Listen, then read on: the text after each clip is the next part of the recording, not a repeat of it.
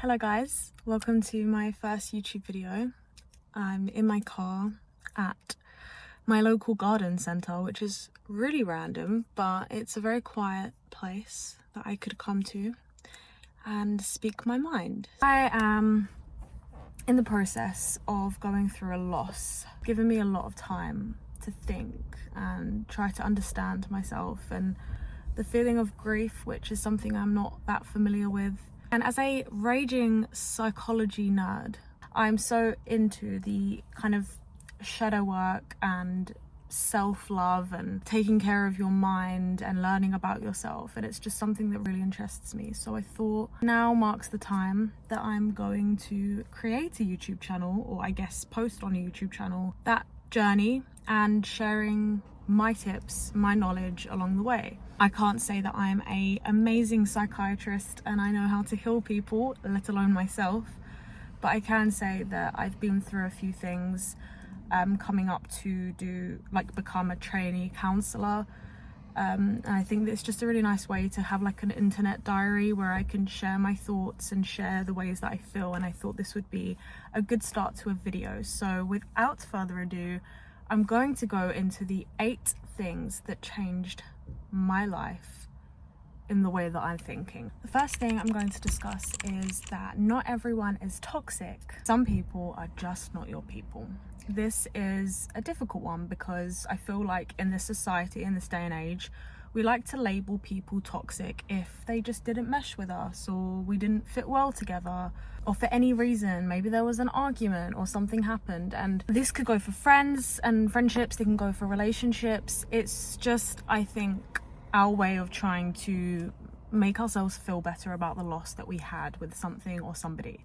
Sometimes we can be toxic. Toxic could mean many things, and not everyone or everything in your life that had a negative impact on you is a toxic person outright. Some things just happen how they are, and sometimes this is a really nice way to move forward and on with your life without feeling like you have to outright blame someone for something unfortunate in your life, because at the end of the day, we all have individual lives that we're working on, goals that we're working towards, and somebody could say you're toxic. Somebody could say, oh, that girl, she's super toxic. Sometimes it's nice to just let it go and realize that we all have our patterns and our negatives and our positives, and that's just us as humans. And if you've lost a friend, or you and your partner have broken up and you're going through heartbreak, yes, there are some toxic people, and that I'm talking about some of those extreme cases, but sometimes things just don't work. If you believe in a God, it's God's way of redirecting you, and if you believe in a greater being at all, it's the universe's way of redirecting you and finding another route for you, because that route was not for you. This is one that I literally never ever could let go growing up. I have never been a major party person, a major drinking person or alcohol person, or whatever, fun if you like to call it that. I just haven't been that girl, and there's just something about me. I found fun in other things when I was younger, and I found fun in other things when I was a teen and when I was an adult. Number 2, fun does not always mean partying and going out. For some people, fun means sitting at home and reading a book. For others, it means going out to a concert. For others, it means going shopping and having coffee and chatting all day with their friends. For some, it means solitude. For some people, fun is being alone. And the reason I'm saying that this is a truth that hit me in life is because I got told by so many people that I wasn't fun because I wasn't going out and clubbing and partying and being crazy, which, don't get me wrong, I've had my fair share of crazy times in my teenagehood and so on, but I always got told by the wrong people in my life, the people that weren't for me, that I was not a fun or energetic or fun-loving person because I didn't like to go out and drink and do these types of things. The truth actually is that fun looks different to everyone, and fun for me was multiple different things. I love sport, I love going out, I love walking, I love dogs. I could walk dogs all day. That to me is so much fun. I love animals. I love my family and my best friends. I love reading. I love writing. I love talking. And there are people out there, I have friends now that actually see me as fun because I like the things that they like. Number 3, do not listen to the fake fairy tales that people will sell you in life about how your life or your path is supposed to go.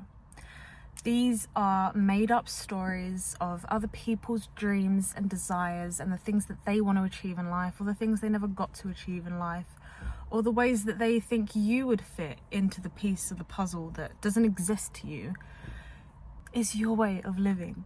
It's nobody else's problem or piece to solve. It's yours. It's your life. And if you want kids, if you want a family, if you want to go and raise a load of money for a charity, if you want to live alone with 12 cats, do it. Have so much fun in the fact that it's you and your path, and you're going to be 38, 48, unmarried. Doesn't matter. You're going to be 38 as a housewife. Doesn't matter. Going to be 38 with the bestest career in the world in the biggest city in your country. Great. It doesn't matter if you still haven't made it to where you want to be. It doesn't matter if you still haven't achieved the dreams that you had and hoped for as a child. And it doesn't matter if somebody tells you you're late or you're running out of time. There is no such thing as running out of time. Do you understand? You have all the time in the world. And even then, if you wanted it, you would do it. If you didn't want it, you wouldn't do it. And that's just the truth. That is just the hard truth. That there are going to be the aunties in your family, or there are going to be the friends, the certain people in your friendship group that say, hey, why haven't you done this yet?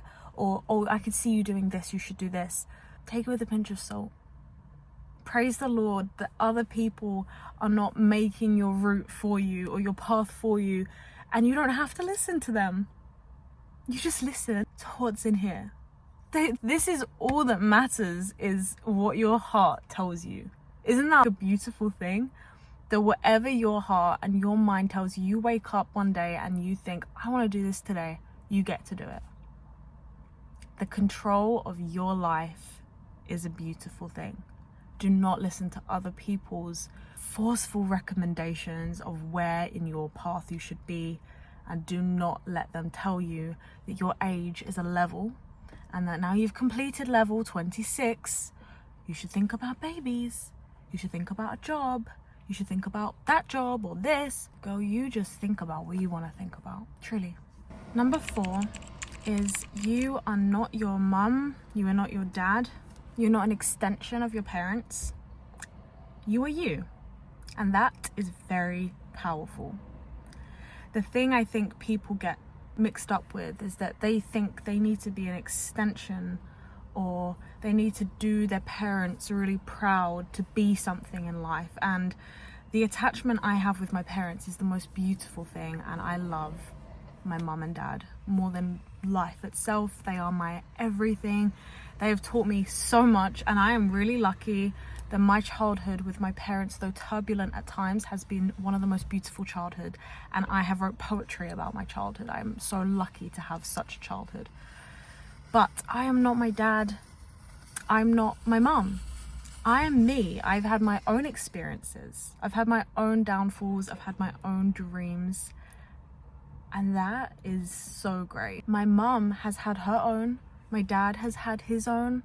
That's that. We have our, yes, genetically we are combined in some way for sure. But you could have a very toxic parent, or a parent that didn't treat you well growing up. And you could think in your head, I'm just like them. I'm just like my dad. I'm just like my mum. And you could blame yourself for that. No, you get to decide your morals, your values, who you are. And that is awakening. It's awakening, especially if you grew up with controlling parents that try to push you into a narrative, just like I was talking about on the 3rd point. You are not an extension of anybody. You are a human being who's come into this earth to do what you need to do. You have a purpose in life. And your purpose is not your sisters, your brothers, your mums, your dads. Your purpose is all yours. And it's going to be so different to everyone else's. And that is so okay. Number 5, even after a big loss that I have had in my life recently. I've been able to come to terms with the fact that I sometimes may use the wrong language, and having privilege in life has been one of the most wonderful blessings I could ever have. So changing I get to is one of the most fulfilling and amazing feelings. It's so empowering. I get to wake up, I get to walk my dog, I get to go and shop for amazing groceries, I get to buy my favorite fruits and vegetables, I get to create salads and really amazing happy memories with people, I get to walk with my friends, I get to talk with my boyfriend, I get to go to work every single day, I get to earn money, I get to pay my bills, I get to do my gardening. I have a garden that I can plant flowers in and seeds in, that I can make a beautiful outside nature area for myself. I get to do that. I get to pick up the poop from my dogs in the garden because I have dogs. I get to do that because I get to have a dog, a baby little puppy in my little house, coming and approaching me at the front door and barking because they're so happy to see me. What a life. When you start looking at this, and this is something my therapist taught me about, is when you start looking at life, you get to do things, you actually have the ability, because some people don't have the ability to do that. Some people just don't have the ability to do and live the things that you get to live. Some people don't get that 8 a.m. train in the morning to the office. Some people don't have the ability to run that marathon, and you have all of these opportunities. It's such a grateful and powerful feeling, and that is something I try so hard, don't get me wrong, like, it's so hard sometimes to remember that in such difficult moments. Like I said, I'm grieving something at the moment, so to be able to say I get to grieve is just, it feels wrong, but I get to feel, I get to let emotions out, I get to meet new people, and that is a beautiful and wonderful thing, I think. Number 6, commitment is not hard. There's a van that just went past me. This is going to be a difficult one because I think commitment issues is a massive and major thing I'm seeing across the board all of the time with lots of people that I speak to.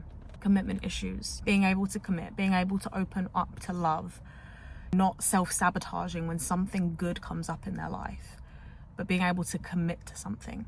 That's a really difficult thing for people, and was a difficult thing for me too. Self-sabotage is and was one of the biggest problems of my life at one point. I was self-sabotaging some of the most wonderful people in my life. I was making it a difficult thing for them to be with me. Commitment isn't difficult.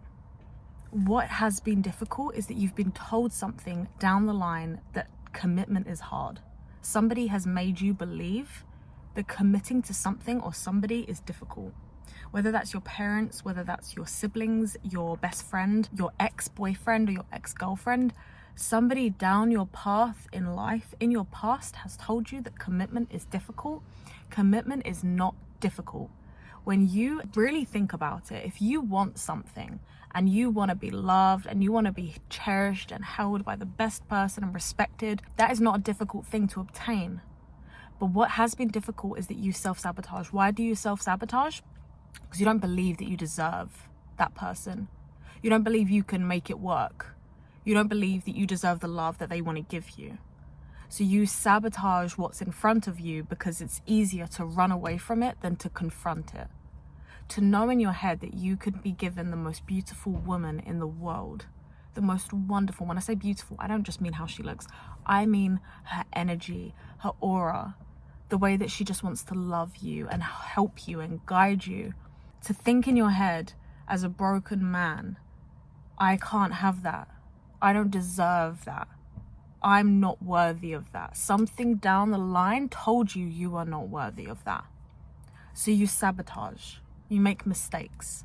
You make that person believe that you are trash when you're not trash. You're somebody who has been given a set of rules that were not fair once. You were somebody that has been told that you are not capable or powerful or a good boyfriend or a good girlfriend or a good friend, even a good daughter, a good son.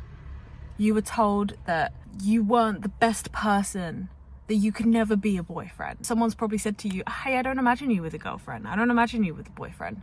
My boyfriend said that to me, that someone told him I'm his first girlfriend and last. Oh, I hope so. My boyfriend literally told me that someone said to him they didn't imagine him with a girlfriend. They couldn't imagine him being like that material. What does that mean? Commitment is so easy when you open your arms. And if you get hurt, it's redirection. It's just how it is. It's one of those things that's inevitable. We're humans.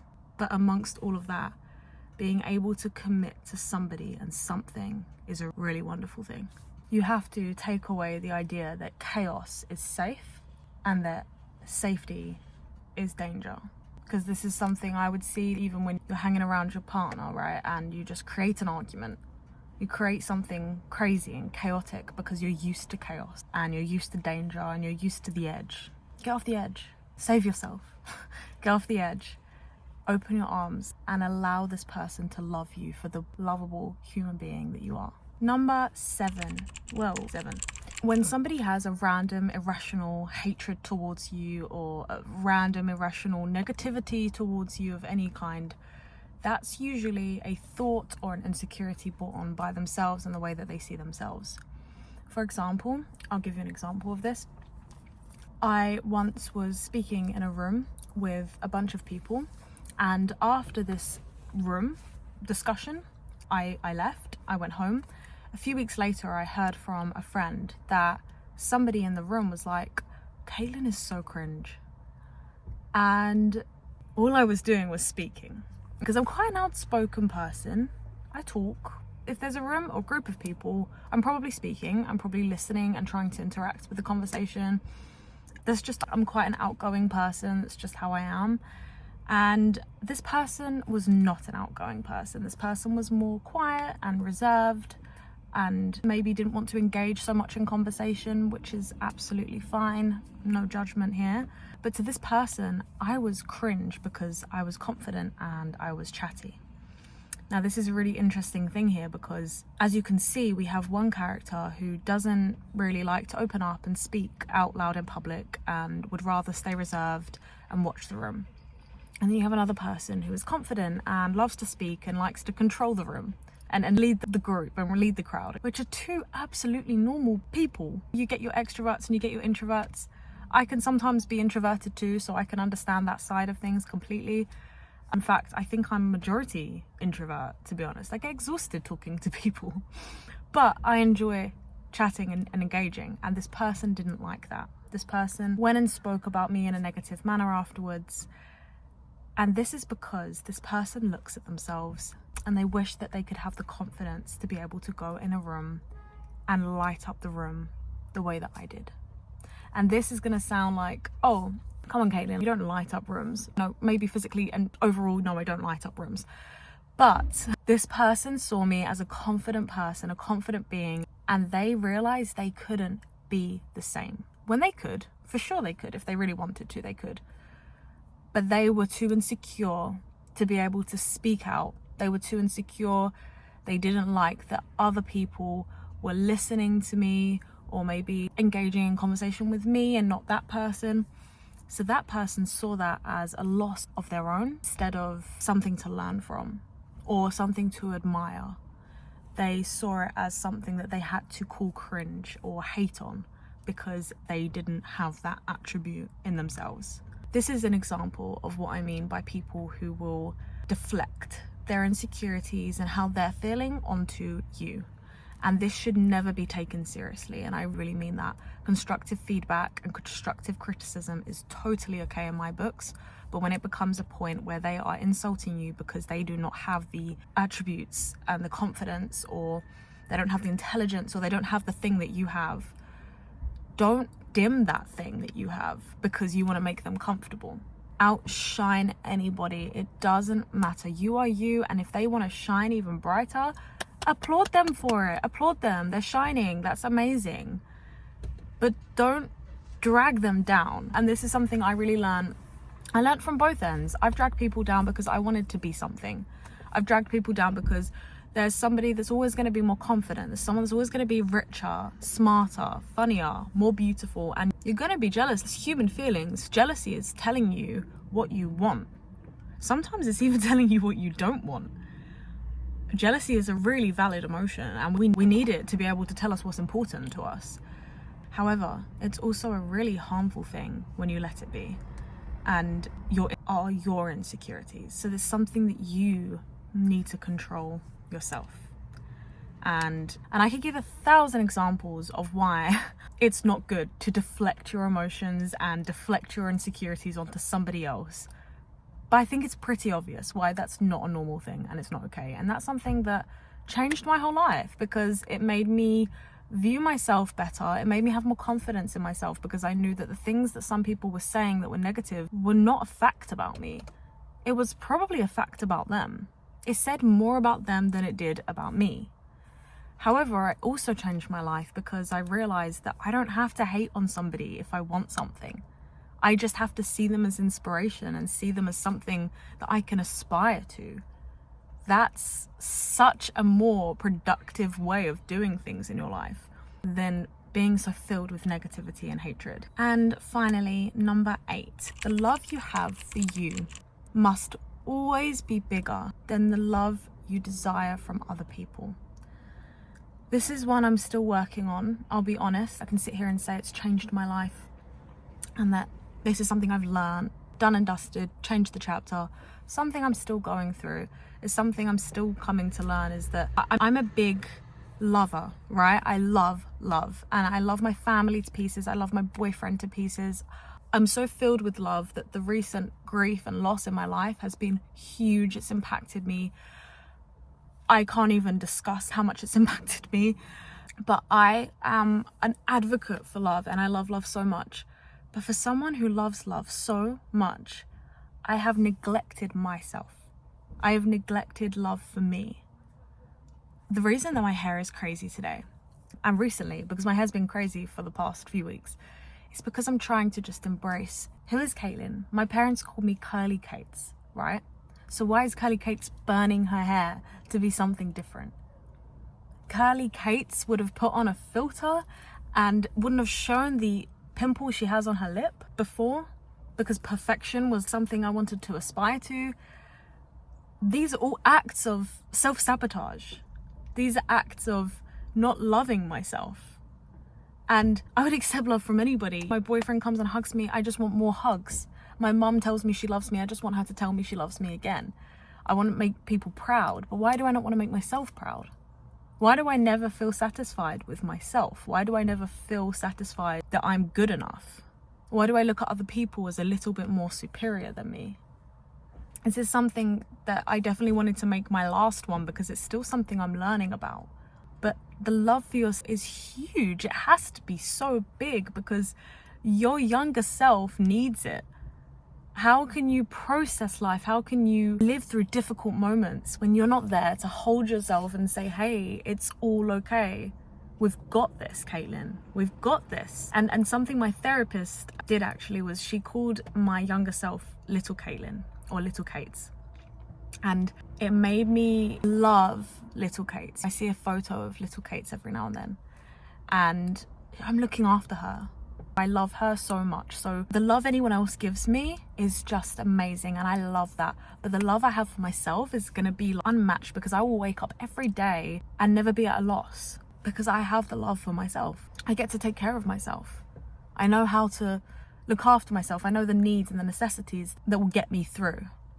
And this is something that's just so important, is if you're struggling with giving yourself the love that you deserve, my top tip would be to start by giving yourself the bare minimum.